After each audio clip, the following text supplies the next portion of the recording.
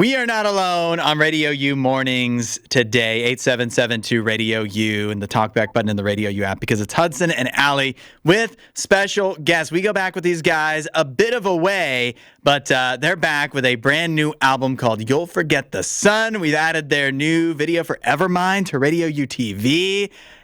It's Ernie and Nathan from Idle Threat. Welcome back to Radio U, guys. Thank you so much for having us. It's an honor to be back. Yes, we've missed you. I know I was thinking back to you guys had come into the studio and visited, but that was a while ago. And since then, you guys kind of disappeared for a little while. And so we wanted to know, first of all, what did you call that? Was that an official hiatus? What is the words that you guys would use to describe your break from making music? I think, so I wouldn't call it a hiatus, because I also think that during that time between records, we're actually very active, doing some tours, playing some festivals. Right. As far, and writing the next record. I mean, it took us, we were talking about this the other day, like if you really were to count like the very beginning writing the record, even if it wasn't like sitting down with the purpose of doing a full length, but just here's a song that we've been working on. If you were to count that starting point to when the record comes out, it was about 3.5 years of writing. Wow. But I guess to put a phrase or a term for that period of time, I would call it a priority, or maybe a life update season.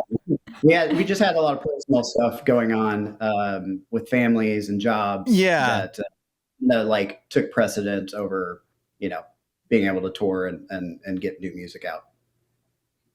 And there you also, go, Aly. At the same time too, I think during that time, even though it was in between albums and we didn't have like a new album that was out, necessarily new music, we actually, thankfully, and we're super, super blessed to have been able to do, I would say, some of the biggest tours, if not the biggest tours we've ever done as a band in that season, and then getting to play Furnace Fest 2 different years. So ironically, a lot of the biggest things we did as a band were kind of in this sort of like no man's land, limbo period. Yeah. Right.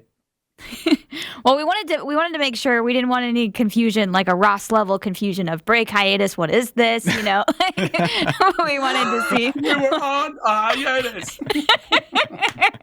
I'm glad you got the reference. Yes.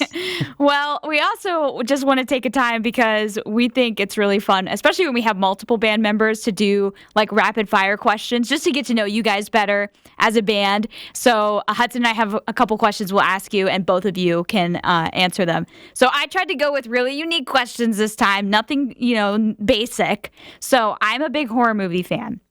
Absolutely love horror movies. So I want to know who's the first person in the band, if you guys are in a horror movie, that's gone. They're getting the axe. First death of the movie. Who is it? Oh, that's such a great question. Okay, I have my answer. I love this man so much, but I think I gotta say it would have to be Zeke. Okay. Because even though he's like, our lead vocalist, he's so like innocent and so like, I feel like he would just be like, what's going on? And then boom, just Oh no. I don't know. Ernie, what do you think? So I've actually talked about this a lot with my wife. I think it's me. Because the reason I'm talking about it with my wife is like, we've watched zombie movies and things like that, TV shows. And every time I'm like, I wouldn't make it probably like 2 days. I don't even think it would be because of being bitten by a zombie or, hacked by a monster or anything like that. I think I would just like panic. often as people keel over. So I think it would. I get that. I'm on the same page as you, where I'm like, would I be so afraid that that would keep me alive, or too afraid and it would get me killed right away? Yeah. Because I'd be afraid and not resourceful in any way. So I feel like I understand you. Yes. I think on the flip side of that, I think JJ 100% would like survive till the end. He'd be like the main character in the movie because he like has seen so many of these movies that like he would just know immediately what to do all the time. All right, writing it down. JJ's the final girl. Got it. Yeah. Got it. Yes. Okay. My first question is, who are you cheering for in the playoffs right now? Hockey or basketball? Your choice. Either, yeah. Are you cheering for anyone? Yeah, I can. So basketball is kind of more of like our thing as a band, although we do like the Nashville Predators hockey team. Yes. Unfortunately, they're not in. So I'll just say with basketball, I mean, I've been a LeBron fan my whole life because he was like our Michael Jordan, you know? Yeah. Yeah. So I've always rooted for him, and maybe that's like, not the best answer for a lot of people who are haters of LeBron. But, we have the Memphis Grizzlies. I've never been like super into that team. They're just kind of boring to watch for me. So I've always rooted Valid. and so I'm going to have to say like, even though I think they're going to get put out, I would say the Lakers. Yeah. Well, we have somebody around here who would appreciate that. Yes. We have a big LeBron fan. Nene is a huge LeBron fan. There you go. What about you, Nathan? I am so out of the loop. I don't even know who's in the playoffs. I love sports. I enjoy sports. I enjoy watching it. But like especially this last couple of years, I have not been able to like really keep up with paying attention to like who's doing what. So now ask me something about like wrestling. We're on another topic here. Yo, yes. No, but I want to say go Bucks because my mom's from Columbus. So I know it's completely off topic, unrelated. But I saw you have an Ohio State. Oh yeah, gotta hold it down. Big Buckeye fan over here. Hudson hates the Buckeyes, but I love them. We should have we should get you back on and talk wrestling sometime. Are you talking WWE, Nathan? Is that what you're talking about? Oh yeah. All right. Good stuff. I don't know a lot about current wrestling, but I do know Danhausen. I love Danhausen. Yes. Bro, I got to meet Danhausen a couple years ago before he signed to WWE. Woo, he's the man. He's awesome. And he loves all of this music. Like he's in our whole bubble of like hardcore music, metal, underground music. He loves it. That's crazy. Yes, that's awesome. That's so fun. All right. Well, this rapid fire has turned into This is the slowest rapid fire of all time. But we love it. Because like we said, it gives us a chance to get to know you guys better. So it's awesome. Okay. I need to know, Hudson usually asks this question, so maybe he already has this planned. I don't know. But I need to know if there's a dream place that you guys would love to perform.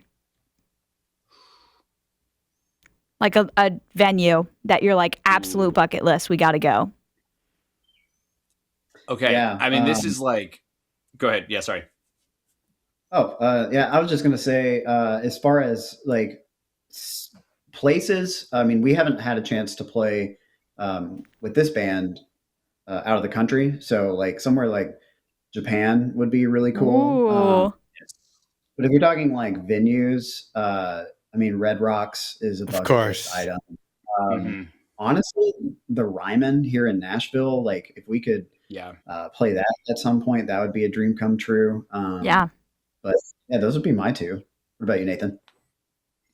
Yeah, so it's funny you asked this because I was in New York City last night for like 2 days leading up to last night, and I walked past. I was in Times Square, and I walked past like Madison Square Garden, and I literally was like, one day we're gonna play Madison Square Garden. So that would be my answer, just purely from like just having been there. Like this would be so sick. You know, it's who knows if it's realistic, but hey, we Gotta can dream. We can dream.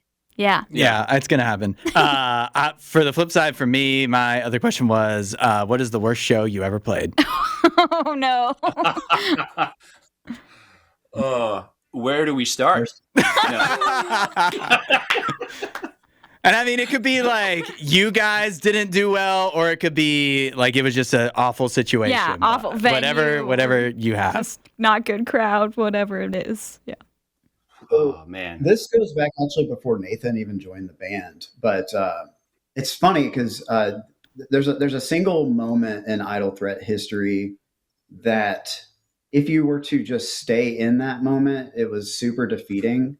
But to see where it led and look back at that, it was actually such a pivotal point in the band. But we played in Evansville, Indiana one time, which we played there many times. But this particular show, it was us and some other local band, and show up. And there's like a pretty good sized crowd. But they were there for the local band. So as soon as the local finished, everyone left, including the local band. And we played to the sound guy and Zeke's uncle, who lives in and so it was just so deflating because it was like we got excited that we're about to play. It was like early in our career, so like we weren't playing out of town to a lot of people, but this actually had like a good. And then for that to be like taken away from you, like as you're playing, people are leaving. Oh my gosh! And it was just a bad feeling. But anyways, the reason that it was such a pivotal moment was the sound guy then passed along our name because he was impressed with our performance, even though there was no one there. We still did our thing, and he told this band that came in after, like the next week or so, called Gaffer Project. I'll give them a shout out. And they took us on our first real tour of like 20 days, and we made all these connections, and we probably would not be where we are if it wasn't for that relationship. And that's still like one of our deepest friendships to this day. Wow. That's awesome. Yeah. Yeah, I think the one, man, there's a lot. But the one that pops in my head, I think, is, or you probably remember this one. We were in Memphis, which was so sick to be able to play there. And it was right after Blurred Visions had come out. We were doing kind of a tour on that, and we played Memphis. And for whatever reason, I don't know why anybody thinks this is a good idea, but the show didn't start until, I don't know. It was a late show, maybe 8, maybe even 9. And so there were a few bands, that played, and there was a like decent amount of people there. And then we literally did not play our set until midnight. Oh gosh. And we're like, okay, how did we get here? What is happening? And again, similar situation where like the bands that played before us, they were great, but they kind of just left and brought their friends with them, so we literally, it was almost like just a glorified practice at that point, because we just played to, it was with Meadows, our great friends in Meadows. And so, it's like us playing, again, sound guy and Meadows. And we're like, yeah, thank you, Meadows. We love you. But yeah, you just got to like go through those and just, it's all good experiences, Yeah, 100%. So speaking of Meadows, they're one of the bands that you got to collaborate. We got to get to the new album. Meadows is one of the bands featured on You'll Forget the Sun. You also had Haste the Day on there, My Epic, Silent Planet. What's the story? Are these all like friendships you already had, or how did these collaborations work out? Yeah, definitely. We've known each member of those bands that was featured for quite a while. And I mean, the obvious one was going to be Stephen Keach, because he produced the record. So having him on a song was like pretty much planned out from the beginning when we were signed up with him. Everyone else, though, to be honest with you, like we had a few, we kind of only thought we were going to do maybe 2 guest spots.